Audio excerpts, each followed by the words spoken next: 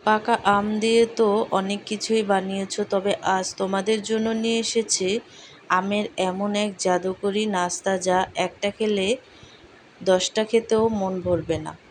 তো তার জন্য কিন্তু এখানে লাগবে হচ্ছে পাকা আম। তো এই নাস্তাটি কিন্তু তোমরা খুব সহজেই তৈরি করে নিতে পারবে। পুরো রেসিপিটি গোপন টিপস জানতে ভিডিওটি শেষ পর্যন্ত না টেনে আমার সাথেই থাকো। তার জন্য এখানে আমি নিয়ে নিছি আমের পিউরি, আর এখানে আমি নিয়ে নিছি পানি আর হচ্ছে লবণ। তারপর হচ্ছে এখানে আমি দিয়ে দিচ্ছি গুঁড়ো দুধটা দেওয়ার চেষ্টা করবে, এতে দেখা গেছে নাস্তার টেক্সচারটা অনেকটা ভালো আসে।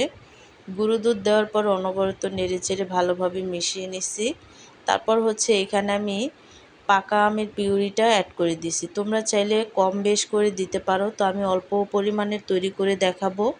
তারপর হচ্ছে এখানে আমি অল্প অল্প করে ময়দা দিয়ে দিয়ে একটা স্মুথ ব্যাটার তৈরি করে নেব।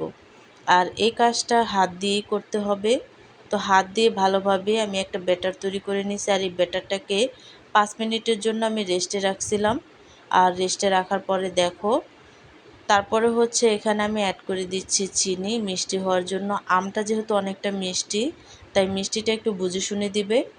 তো মিষ্টিটা দেওয়ার পরে কিন্তু অনবরত নেড়ে চেড়ে ভালোভাবে আরও 5 মিনিট আমি রেখে দেব চিনিটা গলে যাওয়ার পর্যন্ত।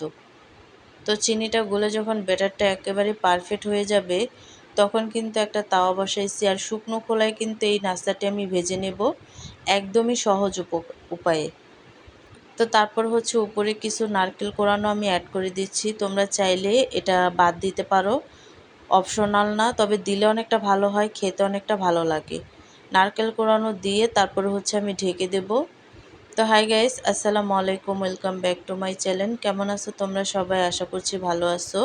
আল্লাহর রহমতে আমি অনেক ভালো আছি। তো গাইস, ভিডিওটি ফার্স্ট থেকে লাস্ট পর্যন্ত দেখতে থাকো, আশা করছি ভালো লাগবে। আর ভালো লাগলে প্লিজ একটি লাইক আর একটি সাবস্ক্রাইব করে পাশে থাকবে। তো একটা নাস্তা হয়ে গেছে, তো আরেকটা নাস্তা আমি দিয়ে দিছি। দিয়ে তারপরে হচ্ছে নাস্তাটি আমি তৈরি করে নেব। তেল ছাড়া শুকনো তাওয়ায় ভাজার পরও নাস্তাটি কতটা নরম আর স্পঞ্জের মতো তুলতুলে হয়েছে। তো দেখো, আরেকটা নাস্তা কিন্তু হয়ে গেছে। এইভাবে করে সবগুলো নাস্তা আমি তৈরি করে নিছি, দেখতেই পাচ্ছ।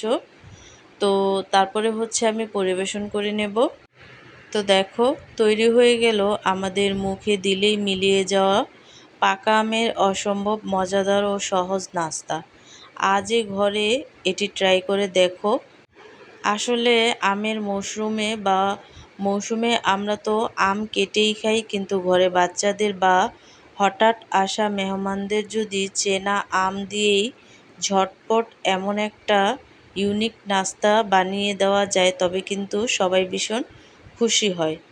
আর নাস্তাগুলো কতটা জালিদার হয়েছে দেখতেই পাচ্ছ, একেবারেই জালি জালি হয়েছে।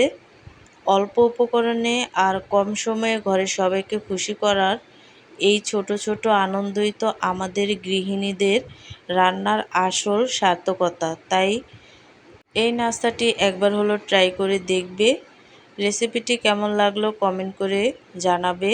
ভিডিওটি ভালো লাগলে একটি লাইক দিয়ে আমার পাশেই থাকো। আর তোমরা যদি নতুন হয়ে থাকো, তাহলে আমার চ্যানেলটিকে সাবস্ক্রাইব করে আমার পাশেই থাকবে। তো আজকের রেসিপিটি কেমন লাগছে অবশ্যই কিন্তু কমেন্টে জানাবে। তো অন্য কোনো রেসিপি নিয়ে তোমাদের মাঝে আবার চলে আসবো। আজকে এই পর্যন্তই।